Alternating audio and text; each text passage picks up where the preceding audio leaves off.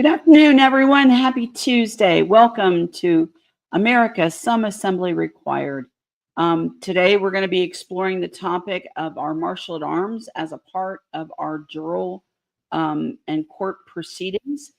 And also today, Anna's going to be a little bit late. Hopefully she makes it. So we're going to just continue on and sludge through. And if we get to a point, we'll be able to answer questions, and hopefully Anna will join us as soon as possible. So let's talk a little bit about our Marshal-At-Arms.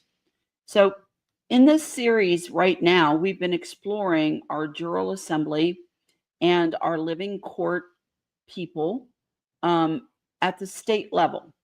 So I want to clarify that because it changes a little bit and it becomes a little bit different on the county system and some of the duties of the Marshal-At-Arms.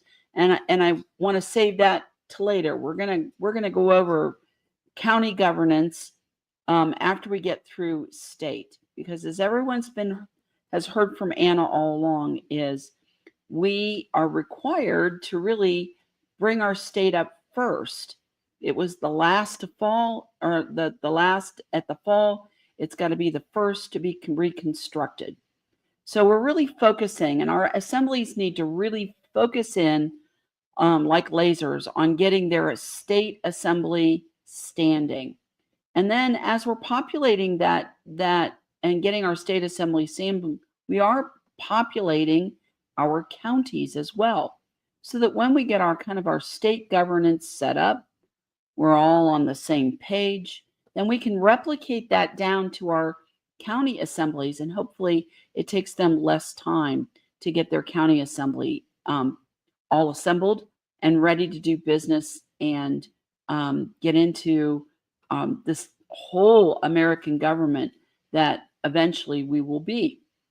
And as we've said before, you know, our form in the way that happens will change over time. And the one constant that we have will be change over the next many years.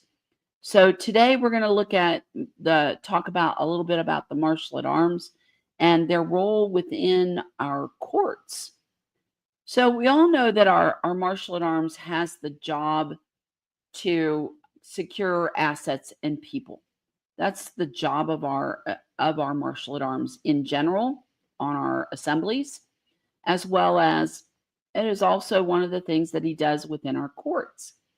And so our Marshal-At-Arms, particularly where we're going to have a court operating, the Marshal-At-Arms will make sure that whatever that facility, that venue where that court's being held and taking place is going to be safe and secure. He's there to secure all of the court people, as well as he's there to make sure that our jurors are kept safe. But he also has the job of keeping our claimants and our accused in terms of their safety and keeping them safe. And so he or she is responsible for all of the security at the venue. I've heard people say, well, it's all about the Marshal-At-Arms checking the doors and making sure that, you know, nobody's carrying a weapon into our courts, or that that there's no back doors that are open. And that's partially true. And the Marshal-At-Arms can also make sure that order is maintained wherever that building or people are. Inside of our courts, they're going to make sure that things are monitored, moving along, that if there's any additional security needed, he's going to provide that security too. So for right now, you know, as we move through with our Marshal-At-Arms, he may be present in our courtroom. He may assist the bailiff or deputy sheriff in terms of our court, but at our state court, he's going to be in that room and helping to monitor to make sure that those proceedings go on without any kind of interruptions, rancor, or that the safety of our people in our courtroom is maintained throughout their trial, giving them a fair and just trial according to our American law. So the Marshal-At-Arms, also will take, and for example, he'll verify a jury count. He'll verify maybe if there's a surety bond that's issued for someone to come to court. He'll make sure that that's appropriately deposited in the safe and that it's appropriately recorded by our bailiff and our clerk of courts in the court offices as well. They're safe, so that asset is there and maintained. Now, in the other court, in the other side of, and why we so desperately want our courts up, is we know that those bonds are usually put out there, and they're never given back to the people who they should be. But in our courts, that's a little bit different. Our courts are not there to make money off of people. So Anna just joined us. Great. I'm going to add her to the stage. Hi, Anna. Good morning. So it's been a morning, huh? Oh my. We've got staff members out sick and unexpectedly, sort of overnight kind of illness type thing. And then we had a full-scale event with Jim where we, his daily shower is due and nobody did handle that for me while we're doing the podcast. And so I had to wait for someone to actually get here. And so finally made it. Well, good. Hopefully everything kind of pieces out, right? That's it. So today, Anna, we're talking about the Marshal-At-Arms and their role within our court and jural assembly. So they're set up. They're basically there for the venue safety. Is that correct? That's one of their primary jobs. Well, I think we're talking about the Marshal-At-Arms position in a kind of the wrong slot, if you will. Okay. Because the Marshal-At-Arms, and bear in mind that the current Marshal-At-Arms offices are all borrowed from the Federation and will convert to Sergeant-at-Arms positions when we finish the entire process and the Federation is no longer acting as baby wheels for the state assemblies to rely on for protection during the assembling process. Mm-hmm. They're actually officers attached to the General Assembly as security officers to help the assembly maintain decorum. Yes, please. And security for their events during the process. They maintain an office with the General Assembly as Sergeant of Arms, and they're basically the ones who are responsible for securing public events, including public meetings, and making sure that the decorum of the proceedings is maintained. And it started out that, then as now, when the assemblies started doing public meetings, there would be people that would come to these meetings and they'd be drunk and disorderly and upset about some particular issue. And they would come in and they would rabble-rouse and cause problems that interfered with the conduct of business. And so the Sergeant of Arms position was adopted basically as a bouncer to make sure that the business of the assembly was not unduly disrupted by protesters or people that had some grievance with the government or the military or whatever it was. And so that's the genesis of the office of the Sergeant at Arms. And in seagoing jurisdiction, the Marshal-At-Arms. Now, we're not saying that these Marshals-at-Arms positions are the same as the Navy officers.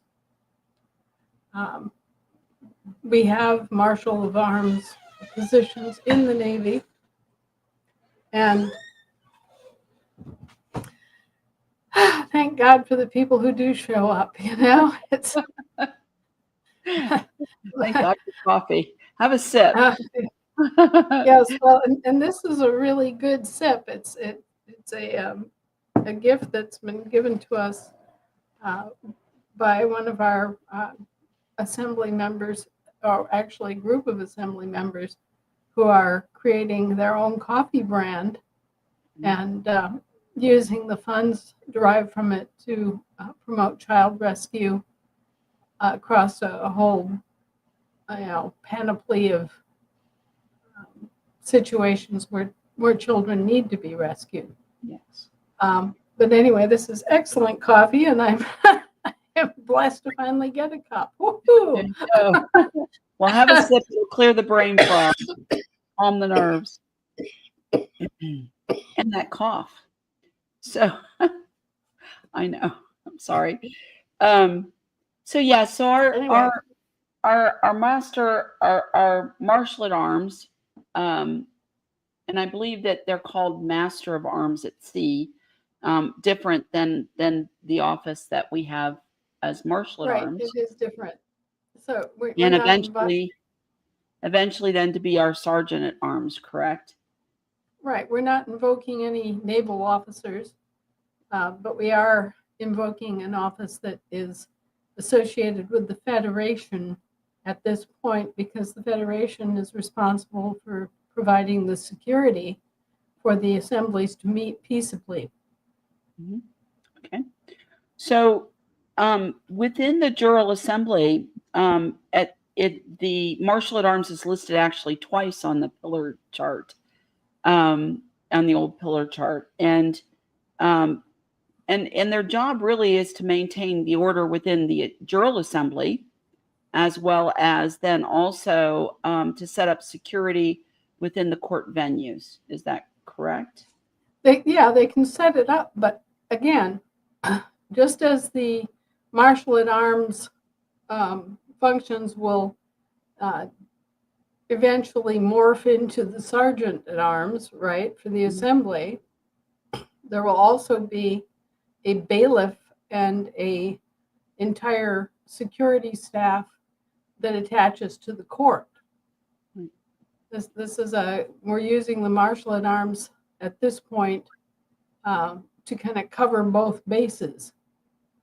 But the court assembly will have bailiffs. Right. So at the state level, will those bailiffs then take over the security of the state? For the court. Okay. All right. More fun. So, all right. Well, that's good to know. And then when it comes to some of the assets, you know, the Marshal-At-Arms, he's there to protect people and assets. So would that also in terms be something that comes into play when you collect bonds, for example, or to ensure that the records are in their correct place and security? Right. The bailiffs work with the bail bondsman to provide security for court records and court documents and court payments, any fees collected, things like that, any bonds collected, performance bonds to make sure someone makes an appearance in court at a later date. So you've got bailiffs who are the kind of the security officers, and you have bail bondsmen who are the bean counters and bond keepers and guys at the till working with the fees and bonds for performance. So you've got all that stuff going on in the courts, but that does not suddenly do away with the need to have security for the General Assembly meetings and for public events. For example, say that your assembly decides to host a 4th of July barbecue. And, you want to have someone or, basically an office with deputies there to make sure that, again, the proceedings go on in a peaceable way, and you don't have protesters, and you don't have pickpockets and that sort of thing going on at your public events. Mhm. So you continue to need security for the General Assembly for its meetings and for its public events. And that's the office that will be the Sergeant of Arms, but is presently the Marshal-At-Arms. Is there any time, Anna, that the Marshal-At-Arms does investigations in compliance with either like oversight committees or court oversight committees, or even in court itself? Not really. Those sorts of functions are more in the realm of the prosecutors and the grand juries, and it's often an actual investigator, like the grand juries can hire, or they can have volunteer investigators who do the research and check out the claims. Once these things are all fully funded, you'll have the option of actually hiring professionals to do fiscal audits and to do on-the-ground gumshoe investigations. I see. And so all of that will be kind of wide open compared to the way it is now, where we have to do everything ourselves. Mowing our own lawn. So That's it. Well, we're good and proud and able to mow our own lawn, but right. as we mature and as the organizations are staffed up and funded, and there's more organizational strength in numbers and in being able to apply a wide range of rather particular arcane skills. Not everybody, not all assemblies have a credible and competent fiscal auditor, okay? Not all assemblies have got a private investigator that they can tap to act as a volunteer to look into grand jury issues. But as we go along here, we'll have those kind of people that will work with us. Okay. So I've got a question. I've got a couple questions. I'm going to work them in here. How is a Marshal-At-Arms different from a bondsman then? Someone's writing. Well, at the present moment, they're kind of acting as a journeyman, a jack of all trades. They're trying to cover the assembly security. They're trying to set up and help get the bailiffs and bail bondsmen organized. They're working with the county sheriffs and the PKTF, basically doing numerous jobs all under one heading, so that you've got a Marshal-At-Arms and their deputies that are trying to cover these security positions for the assemblies. Okay. All right. Okay. And then Johnny Perry on North Carolina wanted to know, is the Sergeant-at-Arms a de facto term? No, it's a military term. And it just depends on whether it's land military or sea military. A Marshal-at-Arms is akin to a U.S. Marshal, right? They're actually a military office in the land jurisdiction. So they're an international office. Mhm. A Sergeant-at-Arms is more definitively working just expressly in the land jurisdiction. And so we adopt the Sergeant of Arms position that is at a state level what a Marshal-at-Arms is at the Federation level. And we just loaned you the office to fill and make use of during the assembling process, so that you have someone who is qualified in the international venue and can help you provide those security functions and have the official fairy dust and whatever else it takes to make that work within the existing framework.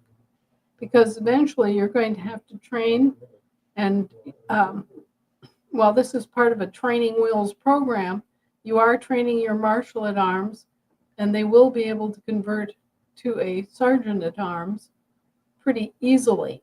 I mean, it'll just flow from one into the other, and the duties of the Sergeant of Arms will be branched off from the bailiffs and bondsmen Okay. of the All court. right. Okay. Yeah, I often I run into this, and as I'm doing training out and about, and it's really funny. We have to remember that many of the terms that we run into started with us anyhow, right? And the de facto took them, and they used those terms as well. Oh, that was a good idea, right? But Right. it doesn't mean that they're not still applicable or suitable for us when we're using those terms. We just have to make sure that we're using them in appropriate manners within the appropriate settings, right? Right. And the Sergeant of Arms is a military office. It's Right. just that it's your state militia that ultimately provides the Sergeant of Arms position. All right. Traditionally, a Sergeant of Arms is a member of the state militia. Okay. And their special job is to provide the security for the General Assembly meetings and for General Assembly public events.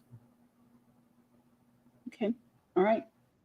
Good. I'm glad to have that kind of clarified out as to what their role is. So also today we could go into court recorders. Now I know that court recorder is one of those positions that we keep asking on the Ohio Assembly for someone to fill. But in today's age of electronics, it's something that, with some careful, and being careful about using the electronic resources, we can also provide without necessarily having a person. It'd be nice to have a court recorder. It'd be nice to have somebody, somebody is going to have to make sure that the transcript matches the recordings. So what else does a court recorder do, Anna? Well, normally what we're aiming for is to have a court recorder and a couple of volunteers to help the court recorder be trained in the processing of court documents, right? Right. And also a court secretary. Now, typically, the court secretary is the one who pushes the button and makes the recording of the proceedings and then keeps that record. The court clerk and the court recorder work together to maintain the records of the court, which all the documents that are filed into all the cases, all the evidence, and all the summonses and all that kind of stuff. It has to be kept as a separate record apart from the LRO, the Land Recording Office. So the court assembly, the Jural Assembly has its own record system that has to be developed in relationship to the activities of the court, which, that can include the grand jury proceedings and deliberations and all of the records that are generated from that before there's a criminal indictment, and then the proceedings of the trial court afterward. All of that has to be kept together and linked, and it's a big job. And then with civil cases, you've got the original claim and complaint, and you've got the evidence regarding the, if somebody is claiming damages of $100,000, then they have to come up with evidence that they actually suffered $100,000 worth of damage. And all that stuff has to be kept in order and available to the trial jury when they do their deliberations. And the person responsible for that is the court clerk and the court recorder, who is, responsible for collecting and organizing all this stuff in each and every case. So it's a huge job. It's an office that usually requires, 12, 15 people by the time you're done with it. The only reason we're getting away with our skeleton staffing now, or even hiring out the function to a business that comes in and does it for you in the interim, is that we have so few cases. Once we get, once you get more and more and more people involved here, then you have more and more cases for your court to consider. And it's a blessing that we're growing in an organic fashion and can keep up more or less with the demand for the services and the depth of service is matching the fact that we don't have a whole lot of people, and therefore we don't have a whole lot of complaints, and we don't have a whole lot of crime. Right. It is a blessing of just kind of getting started, and that the smaller numbers. Often when I'm doing training, I always tell them, believe it or not, it is a blessing, right? And now is your time to get organized. Now is your time to get things into your documents, get your things organized and ready to move forward, because there's an onslaught coming. and Right. and we're, I always say that a lot of times in the presentation I give, that when we consider our states, we have to consider everyone on our state, whether they're status corrected or not, because we have to hold that honor and integrity and the ethics to make sure that they're going to get the right justice, right? We can't be predisposed or biased in any of our cases and things. But at the same time, that as we're developing, the one person who's green as grass that comes into our assemblies, and we can name that newbie right off the top of our heads, right? They're 100 times at that point more educated than most of the population of our states. And it's a daunting thing to think about, which is why we need to get our organization organized. Right. It's one thing to know what your goal is and have a basic plan on how to get there. That's a far better position to be in than, I don't know what to do. Right. So Right. that's, we're getting our people educated and getting them thinking about the issues and the services that need to be provided, and how that should be organized, even before they have, say, all of the manpower assembled, even before they have all the skills that will be needed in the end result, and even before they have the money to assist them in securing that kind of expertise.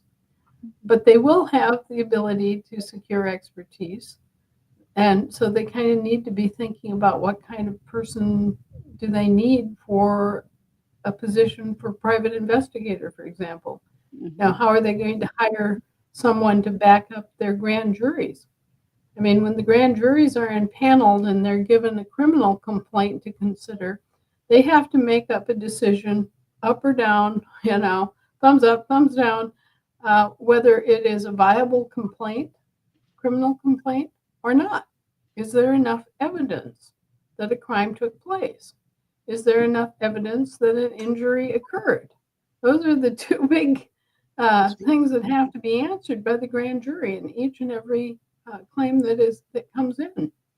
And so they are just people like all of us, they have no specific experience or expertise in evaluating evidence.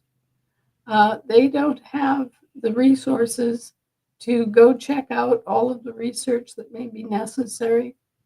They may not have the skill, say that a fiscal audit is required. They don't necessarily have the skill.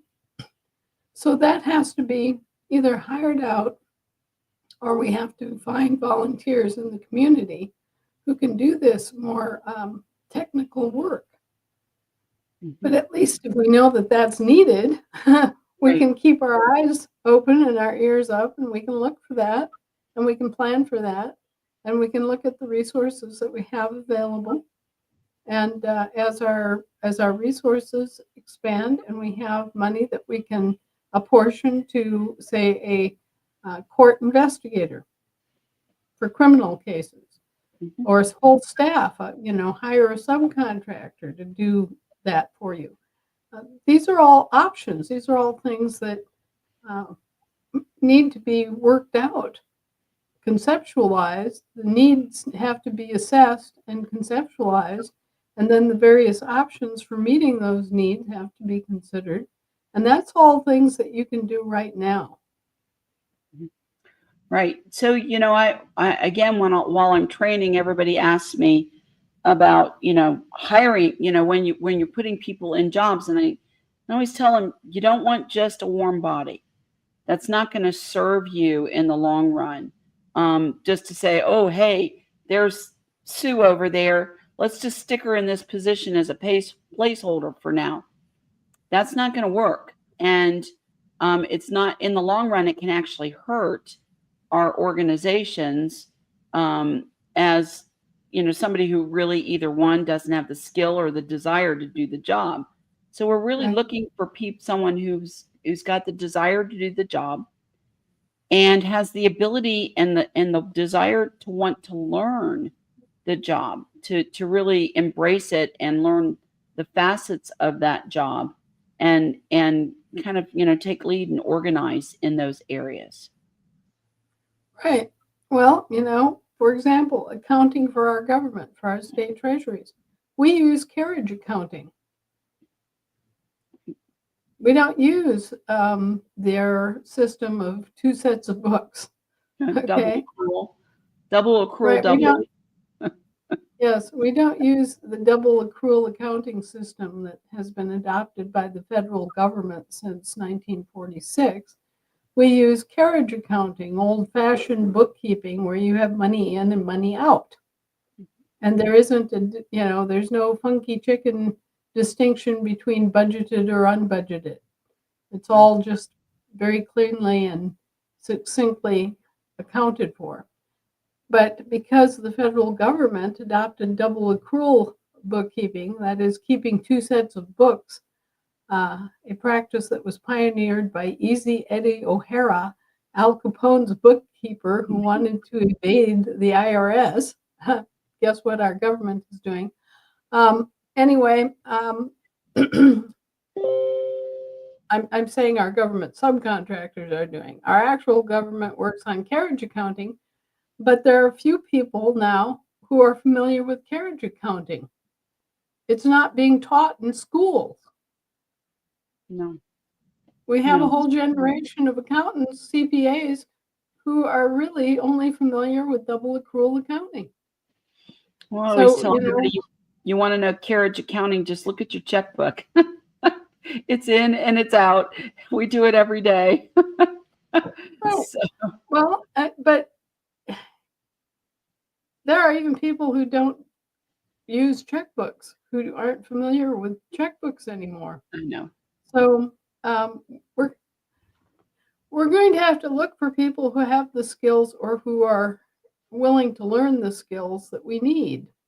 And being aware of what the needs are going into it is a lot further ahead than just suddenly being confronted with the need and not having a plan. So this is your opportunity to kind of get up to the starting line and take a real good hard look at, okay, well, this is what we need to do, and what do we need to do it? What kind of positions do we need? What kind of skills do we need? how much of that skill do we need? You know, what's a reasonable way to go about this? Are we going to try to staff all these things from within the resources and membership of our assembly? Well, over time, you'll be able to do that because you'll have enough members. But starting out, you may have to hire people, or you may have to solicit a volunteer here and there from the community at large. Yeah, And and a lot of people have taken the position that, oh, that would be a contract, and oh, we can't do that. We can do that. We can contract a service, and in fact, the courts today, many of them don't have staff recorders. They hire the court recorders in, and they might keep 2 or 3 or so court recorders, and then they do the part-time contract in for the court recorders. yeah, and basically they just, well, for court secretaries, for example, there are court recording services, which are people that do this professionally. They have their own recording equipment. They have their own record-keeping system, right? And they come in and they record the proceedings, and they're a third party. They don't have a dog in the fight, so no reason for them to have any conflict of interest either way, which is a good thing. The bad thing is it costs about $150 for the first hour. Yeah, exactly. They're not cheap. They're not cheap. But these are services that we can provide ourselves, or we can hire them done. In time, our courts will have their own court recorders. The court recorders will be paid by the court as part of the expenses of running the court. And the equipment and everything that's needed, the computers and the record keeping system, all of that will be generated with funds that the assembly has, and that's all well and good. But right now, here and now, as we're doing our baby steps and beginning to process our first cases, we need to be looking at the process and what is reasonably needed at each step. Now, we do have a resource. We went through this incredible whole situation and evaluation process that resulted in us choosing American Law and Procedure, which was actually developed in Louisiana many years ago. It was the first volume set was, I believe, 13 volumes in 1910 and 17 volumes in 1913. And what we like about it is it's very well organized. It gives a nice summation of separate topics that are very clearly stated. There's no legalese. It's just anybody can read it, anybody can understand it. And it's in the whole American common law tradition, and it gives you the procedures that our forefathers used that were still being used, even if the courts had changed their nature. The courts were still operating according to the procedures that common law uses. So this is our insight into the procedure of common law. And it's going to be available at $72 a volume for all the various volumes. So for about $1,000 each, Jural Assembly will have its own set of guidebooks to use. And they can then compare and contrast between the information that they can find in American jurisprudence, the encyclopedia, if you will, and they can sort out, given the two references, they can sort out exactly what they need to do and how, which is a blessing.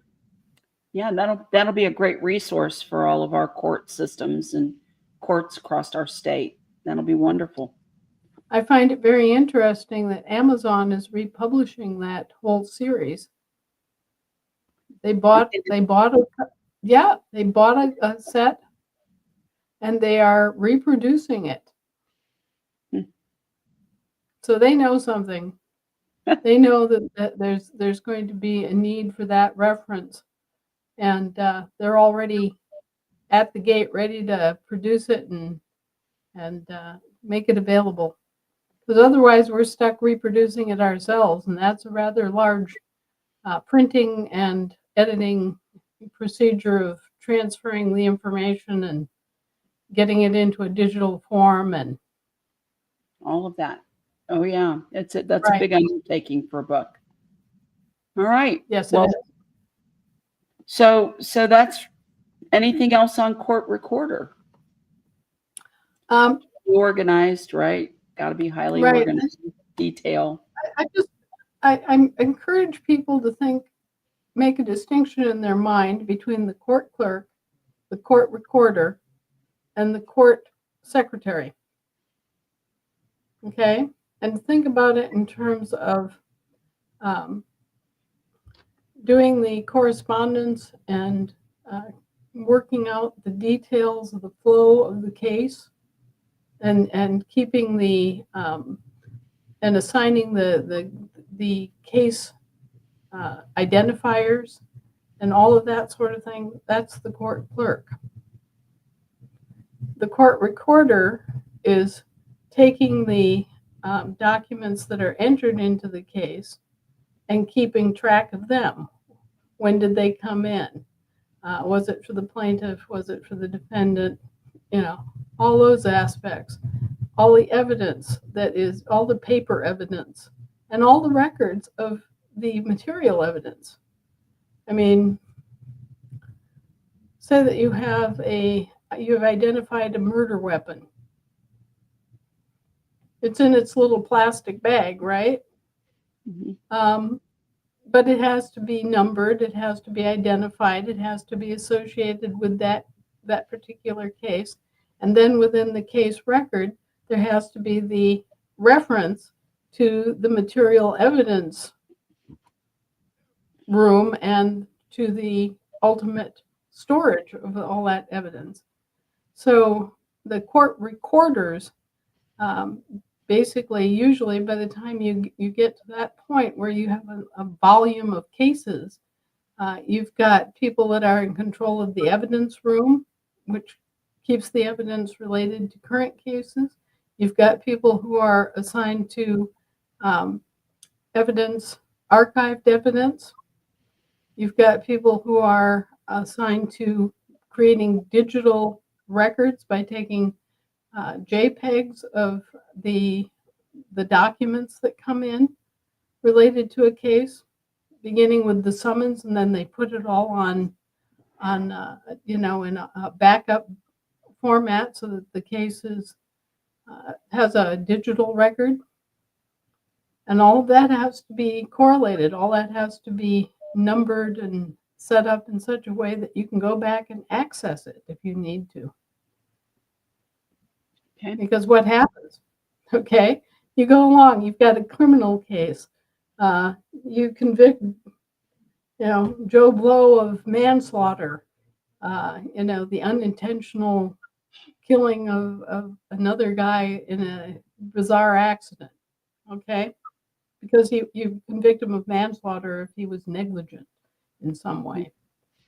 So anyway, you've convicted this guy of manslaughter, and then 6 months down the road, something turns up, some piece of evidence. Oh, well, this is why he couldn't render assistance. Here's the failed motor from the boat that wouldn't start, and here's the evidence of it. Now, whatever it was that the new evidence brings forward, you as a court have to be able to circle back around and go, okay, we got new evidence. We're going to have a new trial based on new evidence. And then you have to have all of your records ready to go. Here's all the stuff we had before. Here's the new evidence, plunk, here's the new jury. I see. Okay. So how long does evidence have to be kept, Anna? Well, Is it essentially forever in our courts. Okay. It's a long-term, decades-long business of keeping track of evidence in our courts, because basically we maintain the evidence for retrial or new evidence trials, right? As long as the person is alive. Okay. So, if you've got a young person who's 23 years old and they have a prison sentence of 30 years, you're going to keep that not only throughout their 30-year prison sentence when they get out at age 53 or whatever, you're going to keep it the rest of their life, so that if something comes up and there's a retrial that's necessary, all of a sudden, well, you see it all the time. Somebody's convicted of murder. They spend 28 years in jail for something they didn't do. And then all of a sudden, some new forensic evidence shows up. Or, other aspects get brought to the surface. You have a retrial based on new evidence, say DNA evidence. Or you get somebody who comes forward and says, he didn't do that, I did that. Okay. You have to be able to bring that whole thing up and say, okay, well, we were wrong. Sorry. And, quickly and efficiently do the new trial based on the new evidence, which requires keeping all the old evidence and keeping everything in order and sorted out, which is the court recorder's job. Organize, organize, organize. Down to the gnat's eyelash, you need somebody who's completely OCD, detail oriented. There you go. There you go. Okay. All right. Well, next on our list is coroner. That's kind of an interesting topic, isn't it? Yes. Now, we're all familiar with the function of the coroner's office and inquest, right? Mm-hmm. An inquest is an inquiry, usually into death, but it can also be an inquiry into a missing person investigation. Lost at sea? Yeah, someone lost at sea, or someone who just disappeared off the face of the earth. Their body was never accounted for. No one was ever tried for their murder. No finding was entered. It's just a disappearance under mysterious circumstances. We know that this person lived here among us, and that they disappeared on July 12th, 1978, and hasn't been seen or heard from since. Okay, so we don't know whether they died in some accident, or as a result of some physical defect, like a congenital heart defect that took them all, and they just died down and fell down a crevasse, or maybe they just had a life-changing experience of some kind, and they decided, well, I'm leaving Birmingham, Alabama, and moving to Canada. Never to be seen again. You just do not know. But the coroner's office handles those inquests and makes determinations about disappearances of missing persons. They give their opinions, in that they enter determinations of whether this was under mysterious circumstance, or a what is the other term? Anyway, there are different terms that the coroner's office uses that indicate whether foul play was suspected but never proven. Any evidence that led to that conclusion. things like that. The coroner's office gives you kind of a miscellaneous file for possible future prosecutions. Okay. Mhm. So they do the inquests of missing persons, and they also do autopsies and determinations related to cadavers that are the victims of crime, or are cadavers that have not been they've not been properly accounted for. You know, somebody goes walking in the woods with his dog one day, has a heart attack, um, falls in the river and is transported miles downstream and decomposes under a bunch of logs. Okay, well, you know, 20 years later, uh, a spring flood comes and takes the log jam, and when it does, it tosses pieces of his skeleton up on the bank. All right, so another dog comes along and goes, and you've got the classic scenario of a partially decomposed or a partially intact skeleton, and then they go through the whole business of trying to identify the remains. And the coroner's office goes through the cold cases with the help of the sheriff's office, and they try to figure out who this person might have been among all of the missing persons. If they get a good lead, then they'll pursue that. If they don't get a good lead, then maybe it was somebody whose body was dumped from out of state by the mafia. You just go through all these sorts of investigations related to dead bodies, and all that takes place in the coroner's office. Right. Well, the coroner also, in that aspect, they can hire, just like we have on Right. other spots, they can hire a forensic expert. They can hire a medical examiner. They can hire a mortician to do an autopsy. Right.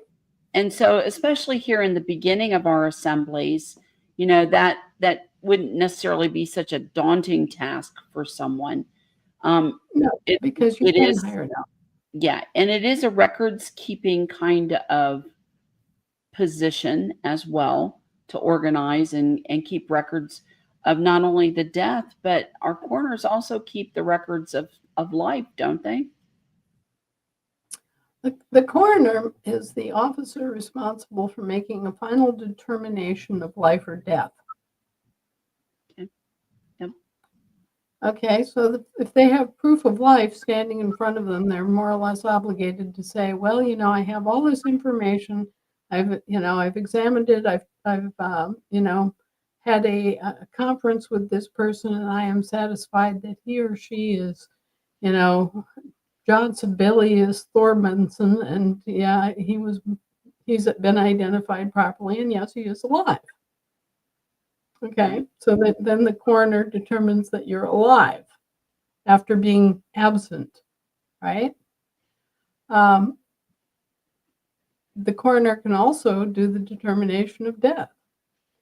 So basically, the function of the coroner's office in a living people's court is to make a determination of physical life or death.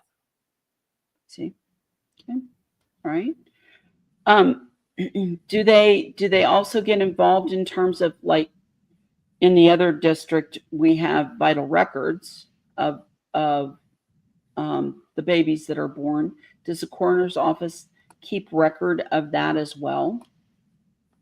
Our coroner's office will generally have a function that is like another sub office that keeps vital records and issues vital records for the coroner's office.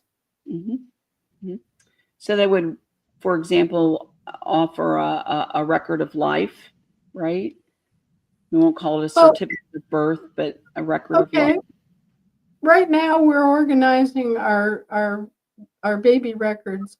We're publishing them on the Land Recording Right? Office, and we Baby can deed. do that. You know, um, now if you want a certificated copy of that baby record, uh, you would go to your LRO and your state assembly, and you'd point out the need that, okay, well, 10 years down the track, I want a official copy of that record that I published with you.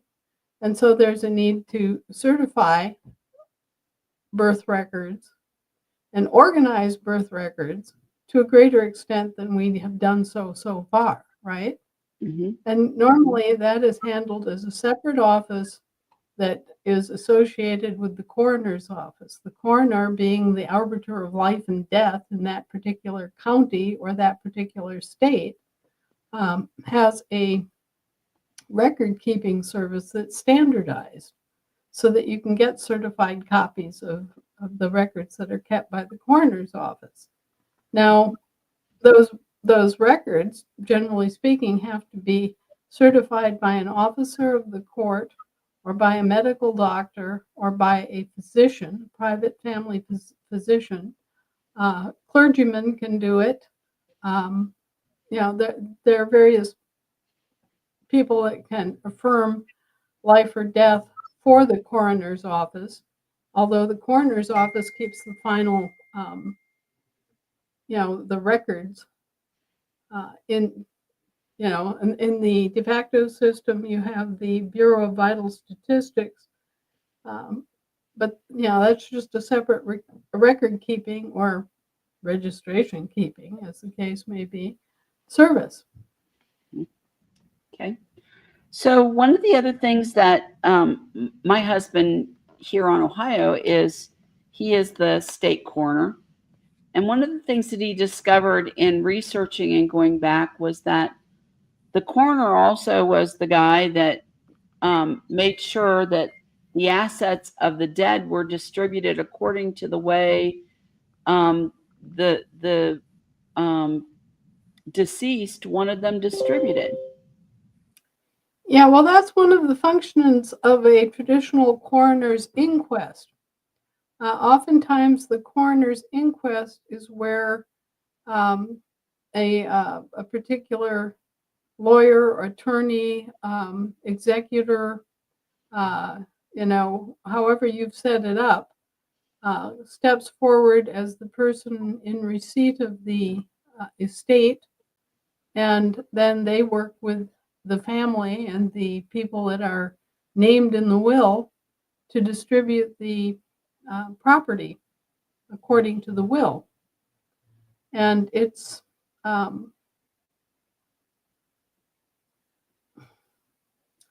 difficult time and circumstance, because in our tradition, each person makes up their own last will and testament. Mm-hmm.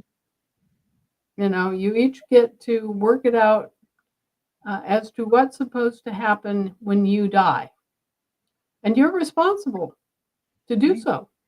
Right. If you don't have a will that is readily available and is in the care and keeping of responsible parties, then you are intestate, and the court takes over administration of your estate after your death.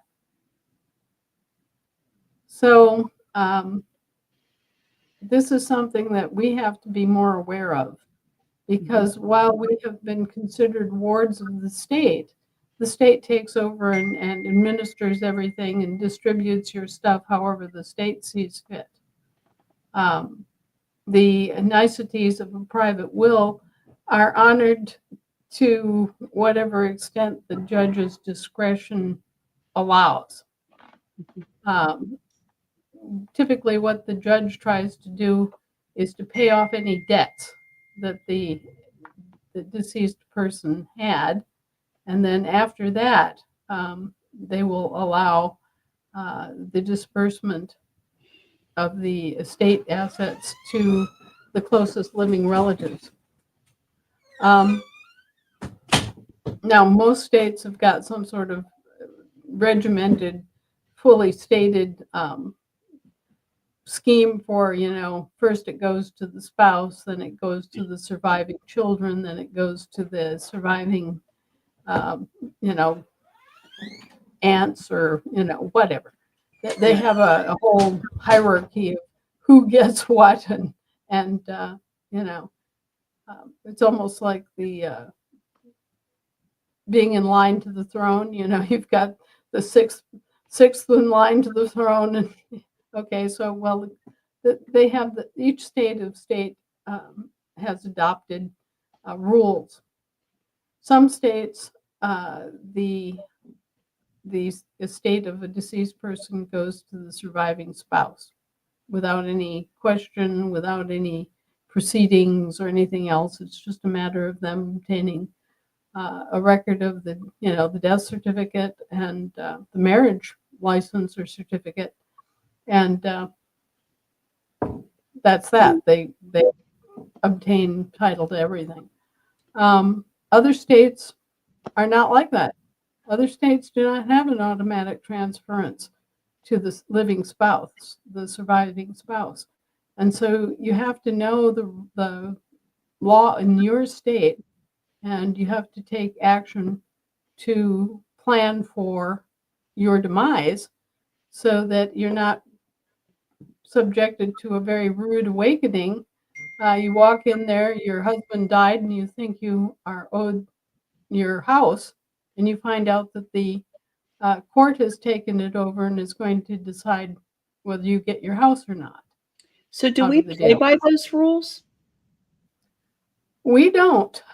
We have a system where if you have a brain in your head, you're going to sit down and write out your living will and specifically, explicitly say, I want my property to go to my spouse first and foremost, to my surviving children after that, and I make these special bequests, blah blah blah blah blah, in the event of my death, and you provide for the circumstance where if I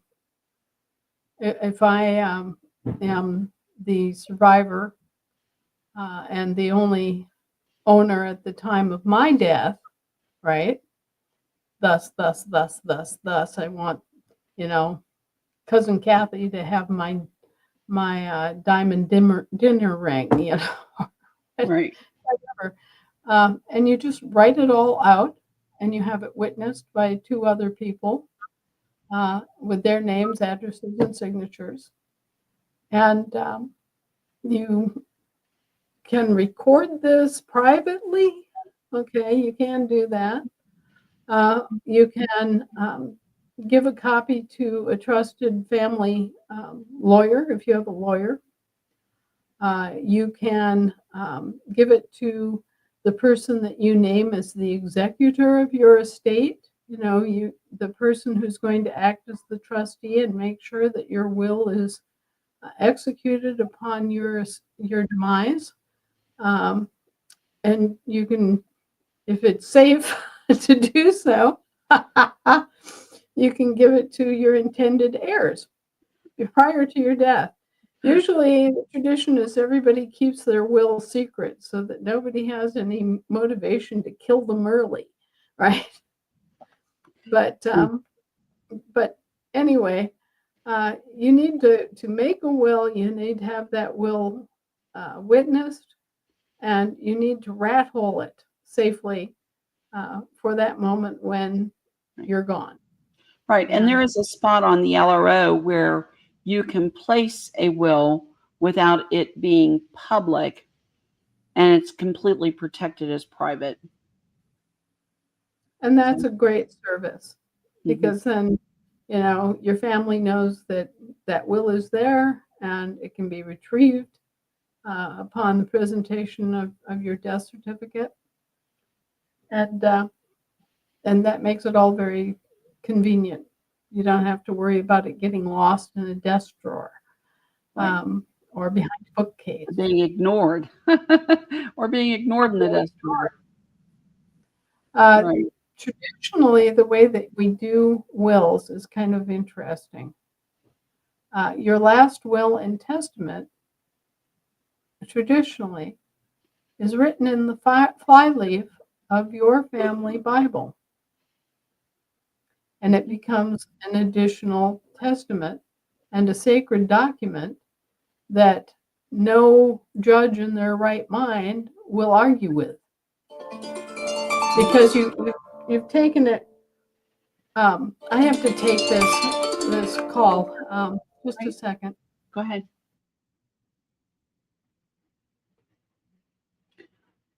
Okay, so while we're waiting on Anna, I'm going to put a couple of questions up that are out here. So from Sharon Williamson, Sharon on Ohio, Idaho. What is the criteria for a state court to be fully stood up? Well, Sharon, I would say that you probably need to have your elected officials, at the very least, your justice on your state level, and you would need to have your court clerk elected at your state level.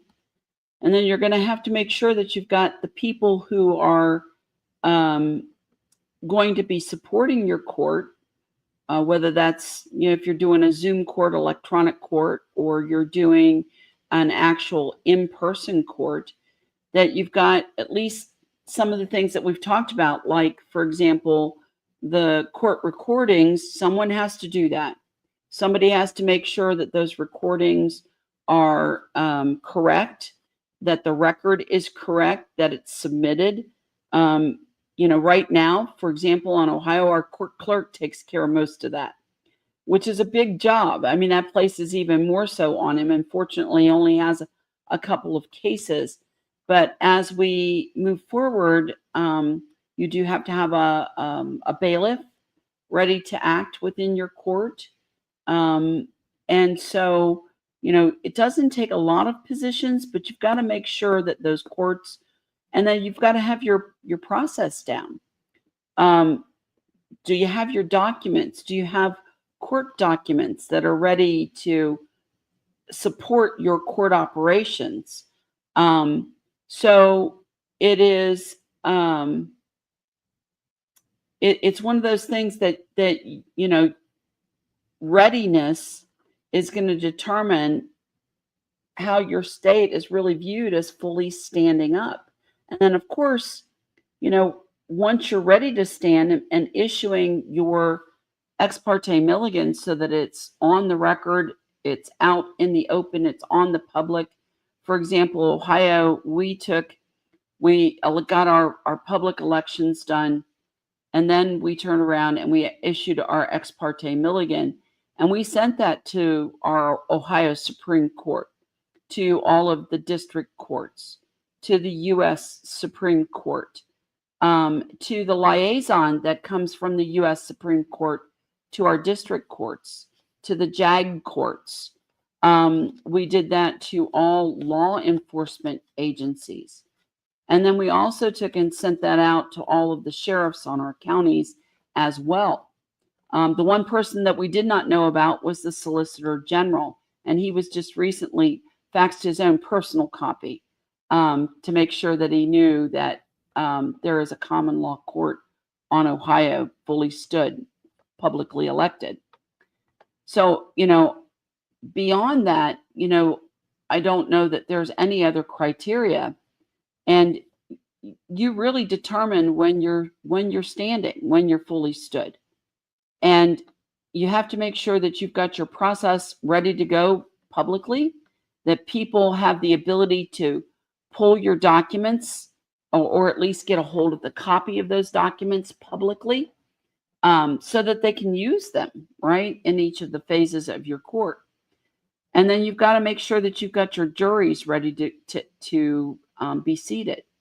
So you're really acting with a full jural assembly that's putting up your jury pools, getting your juries vetted, basically, in a way, at least interviewed to the case, pulled up and ready to go, making sure that they have all of the kind of requirements and things so that they're not biased to a case. They don't carry a particular bias into court with them. So you've got to have your jury pool as well as then all of your court personnel. So when Anna comes back on, we'll ask her to add to that. But it's really a readiness thing. Think of it, if tomorrow your court door had to open, what does that really look like? Are you operational? So that's really a way to take a look at, comparing your court against the de facto court. You have to be able to conduct that business, because it is business of justice.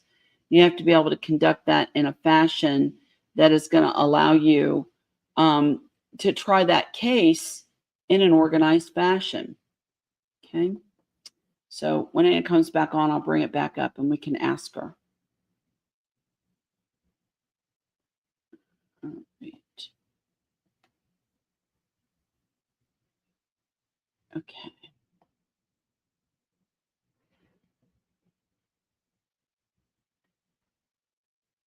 So Leanne is on Minnesota, and she heard that months ago an updated Jural Assembly handbook was in the work. Is it done? Where can we find it? If not, what is the expected timeline of completion? And thank you. Well, I don't know that it's finished yet or that it's been finished editing. I'm sure there's a tug and pull between Leanne, the amount of people that Anna has to work with. And it's something that Anna's going to have to probably review, especially in the living law firm, in order to get that out. So, I guess we have to kind of, at this point with the low personnel, we have to pick our battles. Do you want to be able to get your banks up? Do we want to kind of get after some of these really pressing details? Our freedom is going to be in our financial freedom, especially, and in our courts, of course. So not to diminish that at all, but I'm sure that it's a matter of not enough hands and people to review and do what needs to be done. So, I would say I don't know of one that is finished yet and been published out as completed. So we'll go. That's all I can give you. Okay. Let's see here.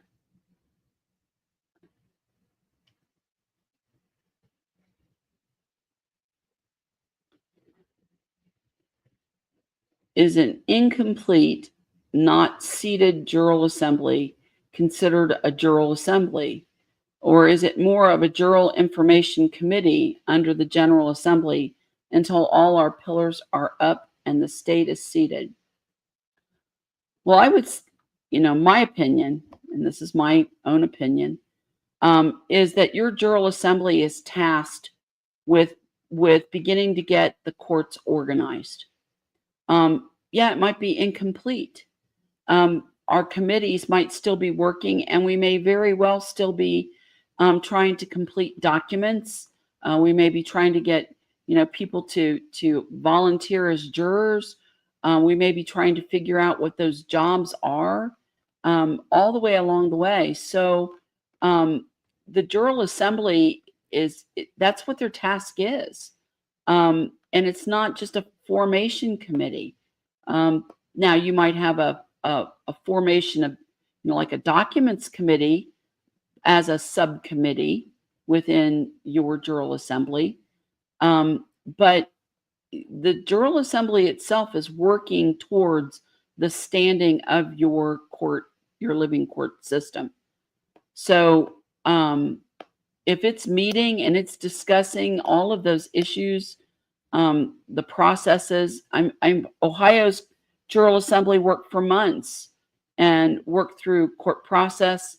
And then we turned around and we went back, and in that court process, we started inserting and researching and putting documents together that support our court.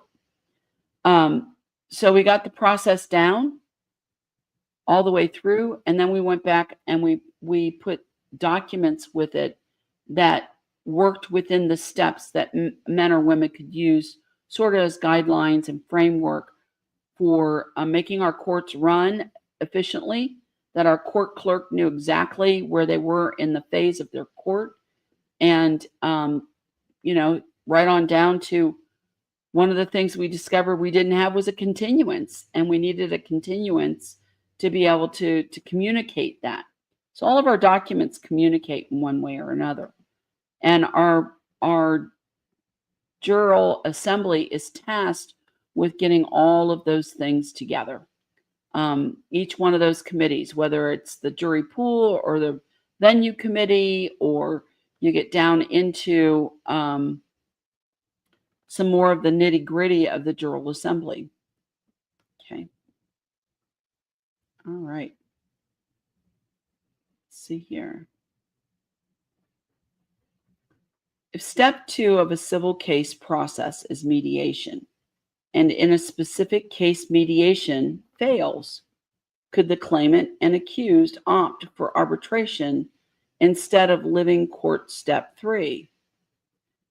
Well, the mediation, so let's talk about that in our court steps. Mediation and arbitration are essentially the same kinds of things. You're going to have in that mediation, we call it impartial review committee rather than arbitration or mediation, either one. In that second step, they're going to sit, that's a panel of 3 jurors, basically. And they're going to listen to the evidence. They're going to listen to oral evidence, oral testimony. They may have witnesses. And then they're going to turn around and they're going to make some suggestions.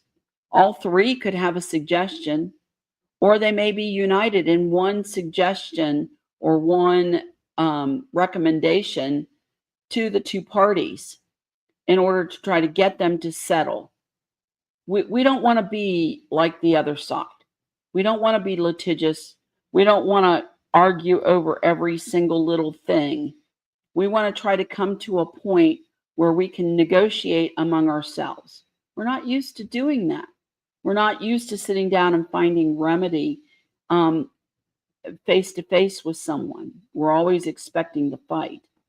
So essentially, what those 3 jurors who are actually the arbiters of the arbitration phase, they're going to make those suggestions. So, we can continue or persist in being obdurate. We can maybe make an offer back to incorporate one of their ideas and maybe something else that is more suitable. But there's a negotiation in there that can take place. And at the end, if you come to an agreement and both parties sign it, you're done. You go about and as long as both parties fulfill whatever that is in the arbitration, then you've settled your issue and you've moved on without going into court. Okay. Now, you can be obdurate. You can resist settling something, and then what happens is you will be moved into living court. And that in the living court, then the decision's taken basically out of your hands. You're letting the jury make that decision, and that final decision is what you, the claimant, or you, the accused, have to do. It's done. It's a done decision. So that's why we want to try to move our courts and our affairs within our civil realm to try to get to that arbitration level, or even the self-governance in that first step where we don't even enter court. We don't want our courts to become overburdened with crazy cases, right? So that's one of the things that we're trying to do within our living courts. So Anna? Okay. I'm sorry, Lisa, that was bank stuff and court stuff that was all coming together. And Important. so I want to, yes, I want to keep focused on my real job, right? Which Right. doesn't really have anything to do with organizing state assemblies. But anyway, it looks like you got cases where you're questioning mediation, arbitration, blah, blah, blah. It's important to understand that arbitration is something that comes to us out of the commercial court system, and it comes out of contracts. Okay, living people can't make contracts. And why can't we make contracts? Well, contracts often extend for periods of time that exceed our lifespans. We can make agreements among ourselves, you know, we can have our good faith agreements. Remember, that's land law.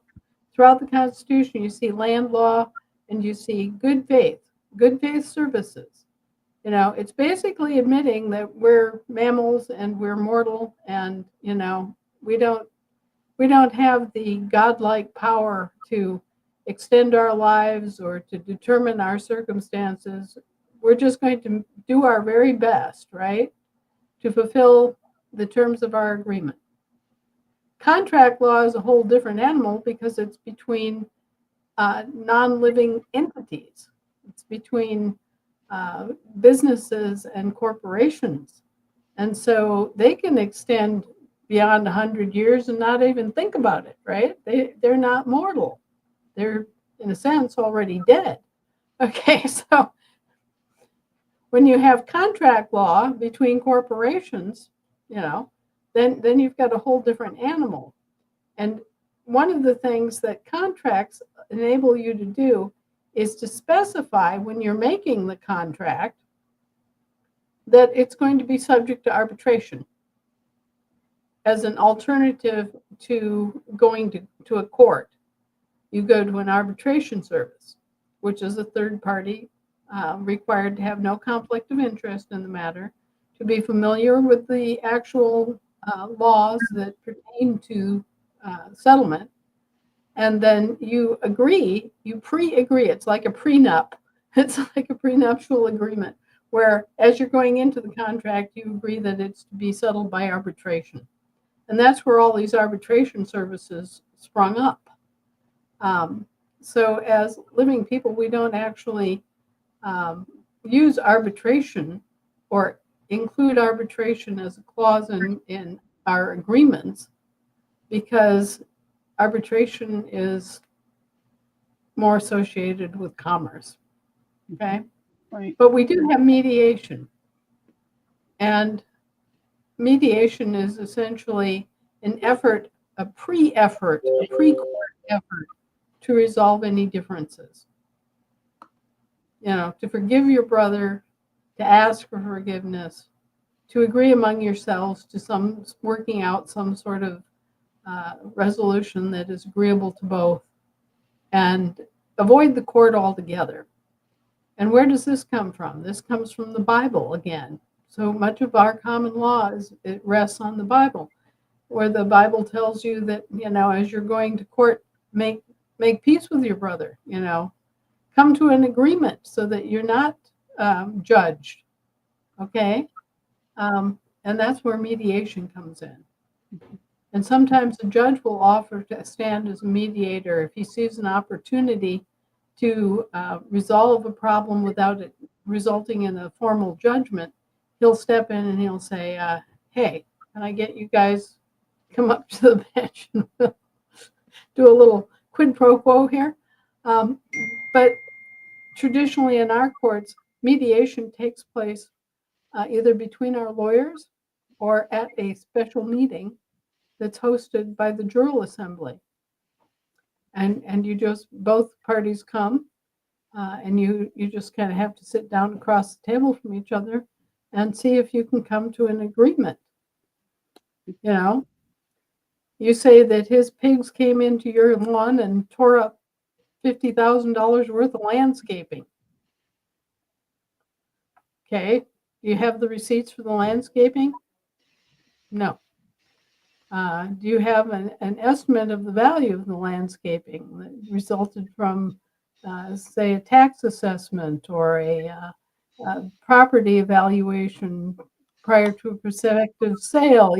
You go through this whole business of basically having to lay down your evidence of the injury, and then the party who's being accused of the injury has an opportunity to size up what he's facing.